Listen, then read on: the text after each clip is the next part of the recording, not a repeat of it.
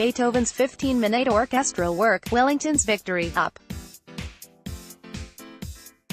91, 1813, by the late Sir Neville Marriner and the Academy of St. Martin in the Fields, begins with a minute of chirping, by what sounds like both birds and crickets. Then enter the hoofbeats of galloping horses, then drums and trumpets sound the rhythms of a marching army. Rising from this background, the music finally comes into its own with renditions of Rule, Britannia, and, after some clinking of mess cans, For He's a Jolly Good Fellow, or rather, the French folk song of the same melody, Marlborough is Leaving for the War. These tunes represent the British and French sides respectively at the 1813 Battle of Victoria, which the piece celebrates.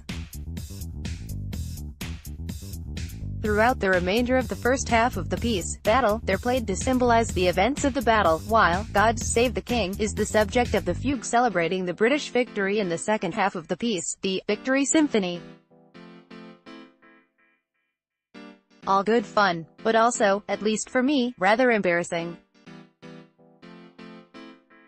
The bird song and hoofs are additions by Marriner, but Beethoven's score already has generous helpings of cannonry and rifle fire. When I hear a Marlborough played to represent a French retreat, accompanied by yet another bout of gunfire, I cringe. Does this really live up to Beethoven's venerable name?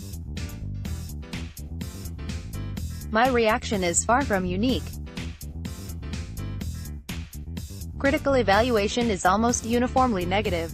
Musicologists, such as Richard Taruskin, describe it as a piece of orchestral claptrap. Yet in Beethoven's time, it was one of his most popular works. It also shares much with the most admired and canonical of his works, such as the Third Eroica Symphony.